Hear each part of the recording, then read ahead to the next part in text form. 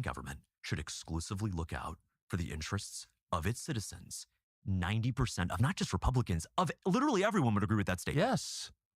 And so what I was amazed by is we had a meet and greet in Tampa Bay this past weekend, and we had 50 or so people RSVP'd. Over 200 showed up, and a dozen on their way out said, I wasn't even a Republican. I'm an independent. I'm a Democrat. I am changing my party affiliation so I can vote for you in the primary. Because just like South Carolina, I know you had Paul on recently, just like South Carolina, Florida is a red state. The next governor, mathematically, will be a Republican. Trump won the state by 13, Ron DeSantis by 19. The next governor is going to be a Republican. The question is, what kind of Republican, Tucker? Yeah, I mean, if it's the Republican who laughs at dead children, I'm not voting Republican. I'm not going to ever vote for anyone like that. Anyone who's pro-death, who's against human dignity, for hate speech laws, who doesn't think that providing the next generation a chance to get married and have kids and own a home, if you're not on board with that, then I have nothing in common with you. Yeah. I don't care what you call yourself. That's right.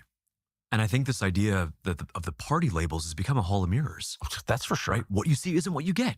I mean, by the way, Byron Donalds, as of right now, still endorses Randy Fine's reelection bid, despite that starve away comment. Come on. And they tried to cancel you for having a conversation with a certain someone.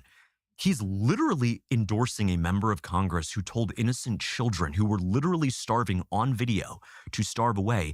That tells you everything you need to know about my opponent, Byron Donalds. What I know Byron, and I've always gotten along with him. He's super cheerful. I didn't realize, is he ideological? I've never detected that. No. That's why I call him a slave. Yeah. And they called you a racist for that? They did.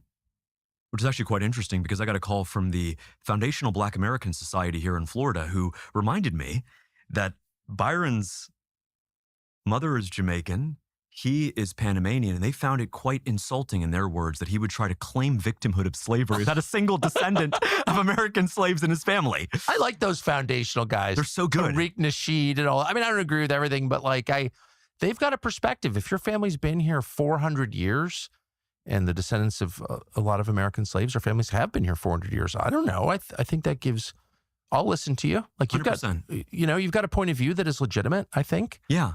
And they're unequivocally heritage Americans. That's for sure. 100%. They're definitely heritage Americans, if anyone is. And, someone rolls in from Ghana and gets an MSNBC slot and starts speaking on behalf of black people. It's like, shut up, honey. You've got nothing to do with this. Right. That's Literally. a fair perspective, right. I think. And so it's good to actually see them call them out for that. That's actually cultural appropriation. Appropriating the struggle of slavery. I totally agree. And the struggle of slavery was real. I don't think Republicans ever want to really whitewash that. It's real, right? But for we're Byron, against slavery. We're against it. Whether it's in the, West Bank or here or anywhere. Or anywhere. Yeah, against it. And so for Byron's group, his team, to call me and essentially our entire supporting base racists for saying that you're a slave when quite literally you took $45 million. You won't tell us what you agreed to take that money this early in a primary, which is unprecedented. You know this, how unprecedented that kind of money is in an uncontested primary until now. But secondarily, to actually go out and try to gaslight us and think that you're just one of those guys that has been here, since the early 1800s and your family was in the struggle too, you're not. And that's a very interesting term that the Foundational Black Americans use. It's called tether. They're tethering these tethers like Byron Donalds.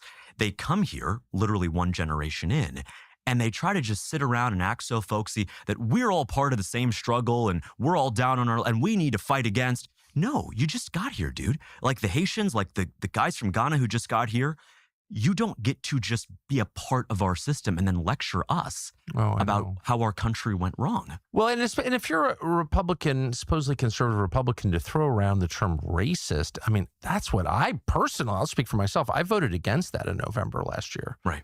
I don't like that style of non-argument. Just dismiss someone off the top. You're a bad person. I don't have to respond to your specific charge against me.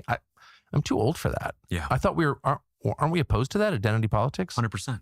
And I'll tell you, the identity politics of the right is probably the greatest it's ever been, but it's actually codified into law, which is the scariest part. I've noticed that. Right? Say what you want, but left-wing identity politics never criminalized being a racist to a black person. In that sense, like there was never a hate speech law against, which would have been unjust, to call out a black person or black culture or anything like Right. that. I think that's deplorable to single out any, as a Christian, I would, right, of course, condemn that. No, of course.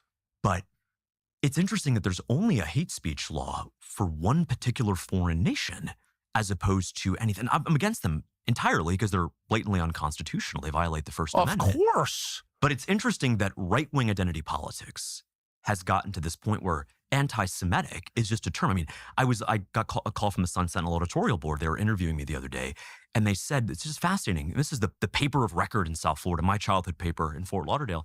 And they asked me, why did you put out an anti-Semitic proposal to divest the $385 million? I said, how is it anti-Semitic to bring back money, our money that was foolishly sent over, To not buy sovereign bonds? Like what? which actually have a subpar return given the geopolitical risk premium on offer in Israel right now, if we're going to be completely honest? Right? What? They actually said that to you? They actually said that.